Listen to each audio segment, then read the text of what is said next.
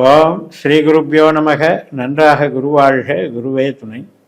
பரபிரம்ம ருத்ரகாயத்ரி ஞானசலத்தின் நண்பர்களுக்கு வணக்கங்களும் வாழ்த்துக்களும் கூறி, தனுசு லக்னத்திற்கு 10 நாட்களுக்கான தினப்பலனை அக்டோபர் 29 முதல் நவம்பர் 7ஆம் தேதி வரை உள்ள நாட்களுக்கு பார்க்க இருக்கிறோம். முதல் நாளான அக்டோபர் 29 புதன்கிழமை, உத்திராட நட்சத்திரம். நம்மளுடைய லக்னத்திற்கு 2ஆம் இடமான மகர ராசியில சந்திரன் உத்திராட நட்சத்திரத்தில் பயணிக்கிறார். இன்றைய பலனை தருபவர் நமக்கு சூரியன். லாபஸ்தானத்தில் இருக்கார். ராகுனுடைய நட்சத்திரத்திலையும் சனியினுடைய உப நட்சத்திரத்திலையும் இருக்கார். அதனால எண்ணிய மாதிரி நமக்கு காரியங்கள் நடைபெறும். விரும்பிய வண்ணம் நமக்கு நிகழ்வுகள் நடைபெறும்.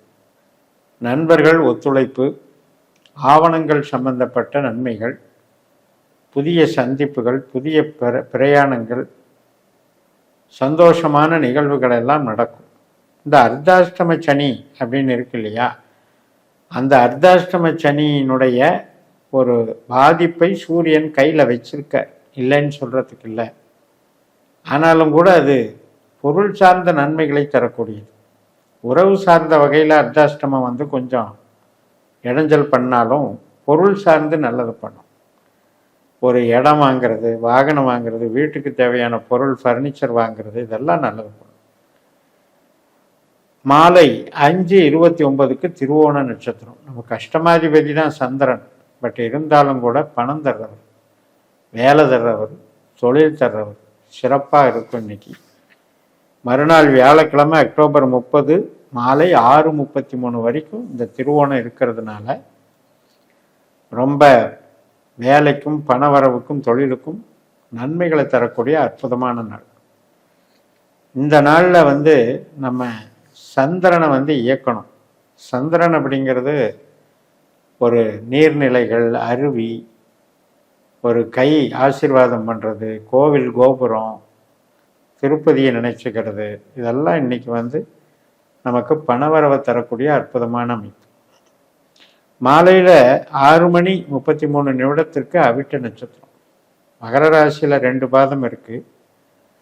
கும்பராசிக்கு மறுநாள் போயிடுவார். வெள்ளிக்கிழமை அக்டோபர் 31ஆம் தேதி காலையில் 6:47க்கு கும்பராசியில் போயிடுவார். இந்த 2 ராசியில் மாறி சந்திரன் போனாலும் செவ்வாய் தான் பலன் தர்றவர். செவ்வாய் நமக்கு 12ஆம் இடத்துல குருவனுடைய நட்சத்திரத்திலையும் ராகுனுடைய உப நட்சத்திரத்திலையும் இருக்கிறதுனால இந்த 12ஆம் இடம் அப்படிங்கிறது சில ரகசிய வேலைகளை வச்சிருக்கு. அதே மாதிரி நமக்கு ஏதாவது ஒரு பிரச்சனை அல்லது நமக்கு ஒரு பலகீனம், ஒரு சக்தி இழக்கிறது, இந்த இடம்தான் 12ஆம் இடம்.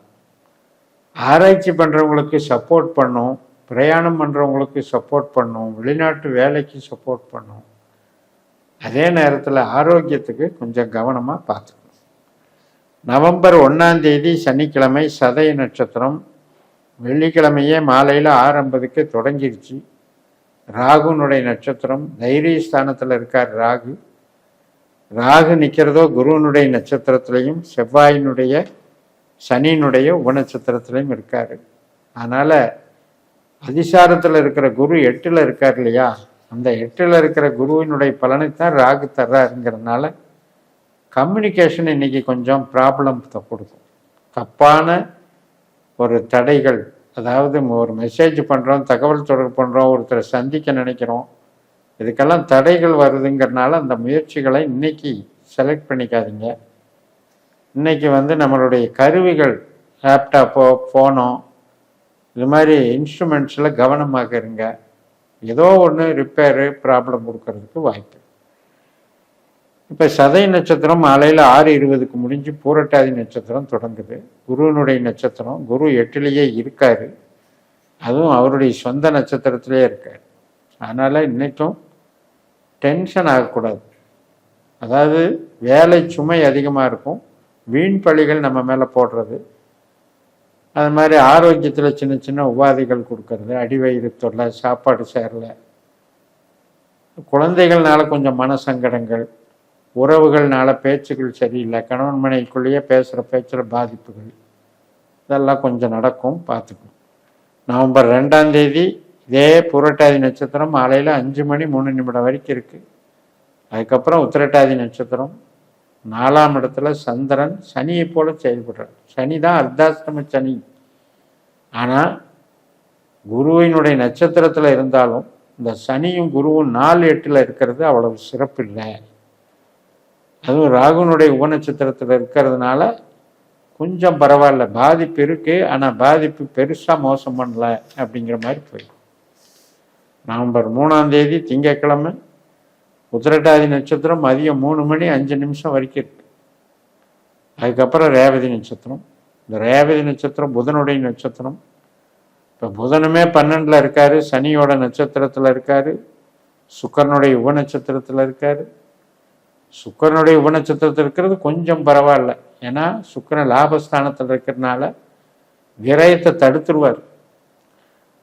ஒரு கஷ்டம் வருது, ஒரு பிரச்சனை வர மாதிரி இருக்குது, பெரிய செலவாக வந்துருமோன்னு பயம் இருக்குது, ஆனால் சின்ன செலவில் முடிஞ்சு போயிடுது, அல்லது ஏதோ ஒரு தவிர்க்கப்படுகிறது, நம்ம கஷ்டத்தை தவிர்த்துறோம். அந்த வகையில் சுக்கிரன் உதவுறார். இந்த ரேவதி நட்சத்திரங்கிறது செவ்வாய்க்கிழமை நவம்பர் 4ஆம் தேதி 12:34 வரைக்கும் இருக்கு. 4ஆம் இடத்துல சந்திரன் புதனை போல செயல்படுகிறார். புதன் 12ஆம் வீட்டில் இருக்காரு, சனியினுடைய நட்சத்திரத்தில் இருக்காரு, சூரியனுடைய உபநட்சத்திரத்தில் இருக்காரு.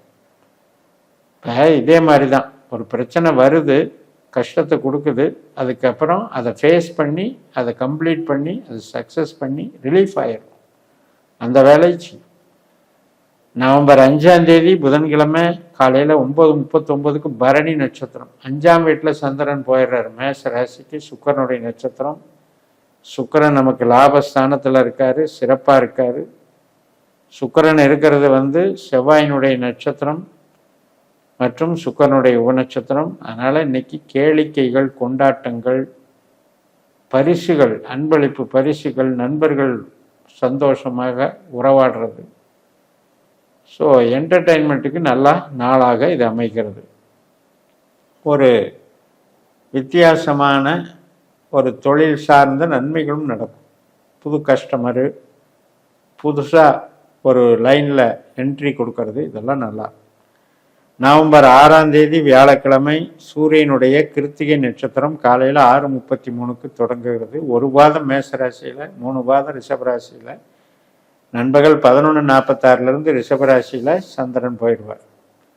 சூரியன் நமக்கு லாபஸ்தானத்தில் ராகுனுடைய நட்சத்திரத்தில் இருக்கார். மிக மிக சிறப்பான நாள். கம்யூனிகேஷன், நண்பர்கள், உறவுகள், அதே மாதிரி திருமண காரியங்கள், சுப காரியங்கள் அனைத்துக்கும் நல்லாயிருக்கும். நவம்பர் 7ஆம் தேதி வெள்ளிக்கிழமை ரோகிணி நட்சத்திரம். 5ஆம் வீட்டில் இருக்கிற சந்திரன் 6ஆம் வீட்டுக்கு போயிடுறாரு. 6ஆம் இடம்தான் வேலை, 6ஆம் இடம்தான் பணம், 6ஆம் இடம்தான் தொழில். ஸோ இதுக்கெல்லாம் நல்லா இருக்குது. ஆனால் உறவுகளுக்கும் ஹெல்த்துக்கும் நல்லா இல்லை. ஏன்னா சந்திரன் அஷ்டமாதிபதி. யாருக்கெல்லாம் சந்திர திசாபுத்தி நடக்குதோ அவங்களுக்கு கொஞ்சம் ஹெல்த்தை பார்த்துக்கணும். மற்றபடி வேலைக்கும் பணவரவுக்கும் சிறப்பான நாள் என்று சொல்லி நிறைவு செய்கிறேன். இந்த சேனலை சப்ஸ்கிரைப் பண்ணி ஷேர் பண்ணுங்கள்.